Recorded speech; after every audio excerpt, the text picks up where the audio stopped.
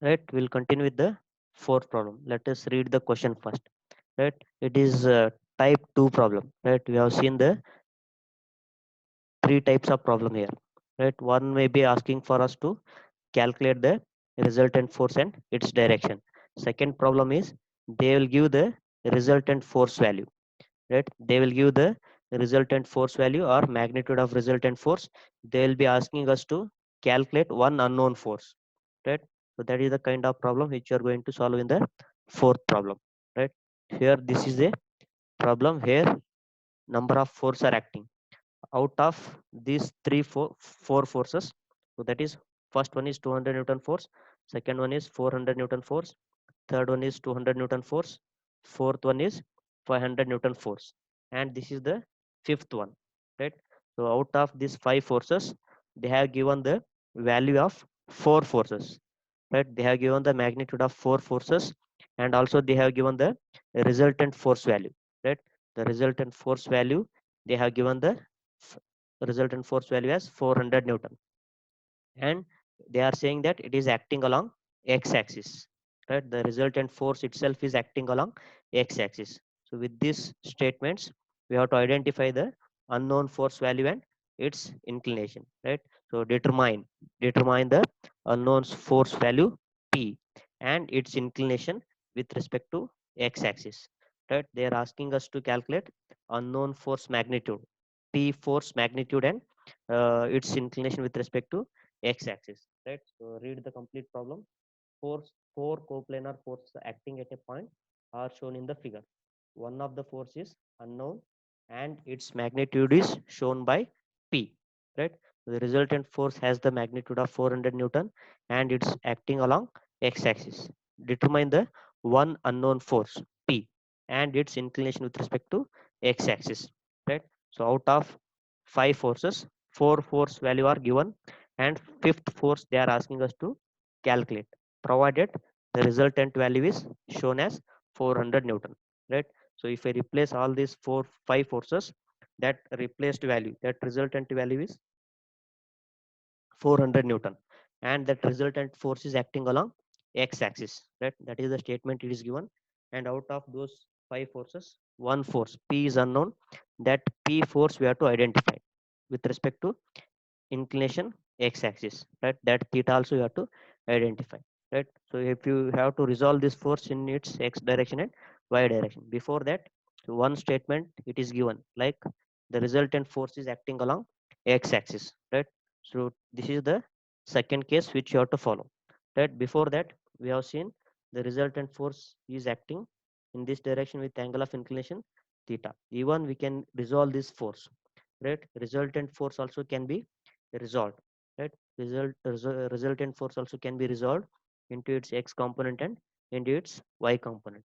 So resolved component of resultant force along x direction is Rx, right? So resolved component of resultant force along y direction is Ry. So these are nothing but sigma fx and sigma fy, because R is obtained by sigma fx square plus sigma fy square under the square root, right?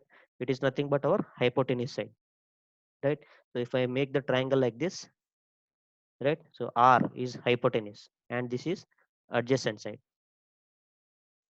This is adjacent side. So this R value is nothing but, so R is equal to sigma fx square plus sigma fy square. That sigma fx is nothing but Rx and sigma fy is nothing but Ry, right? So Rx is equal to R cos theta and Ry is equal to R sin theta. We can write when R is having inclination theta, right? So if R itself is acting along x axis, right? If the resultant force itself is acting along x axis, that inclination will become theta is equal to 0.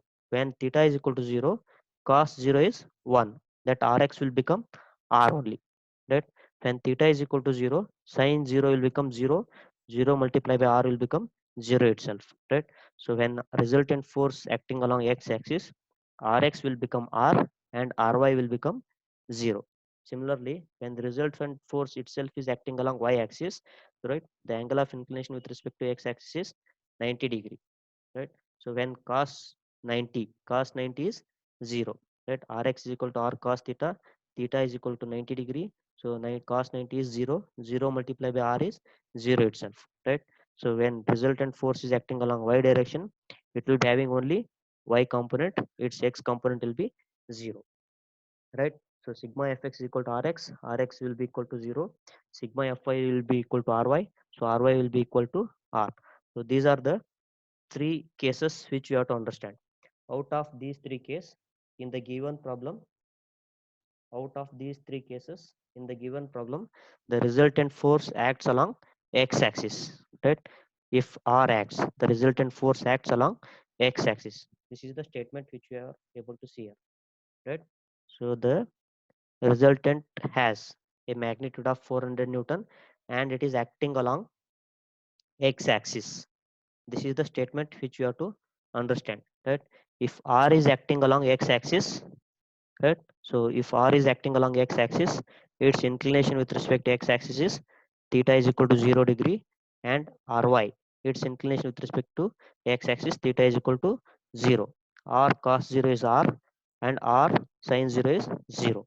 Right now, rx will become r, and ry will become 0. So this is the one equation which has to be used for us to solve the p value, right? To solve the p value, we have given with the r value, that is 400 Newton, right? When r is equal to 400, so rx will become r. From this second case, rx will become r. So r is given as 400. Ry will become 0, that is nothing but sigma fi.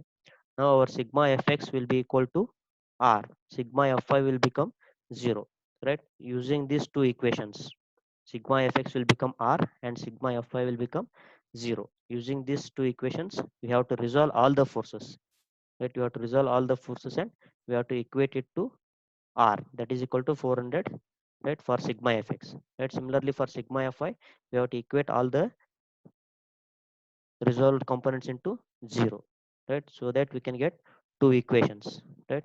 With these two equations, we can solve this and we can identify the theta value and we can identify the p value, that is p is equal to 428, right?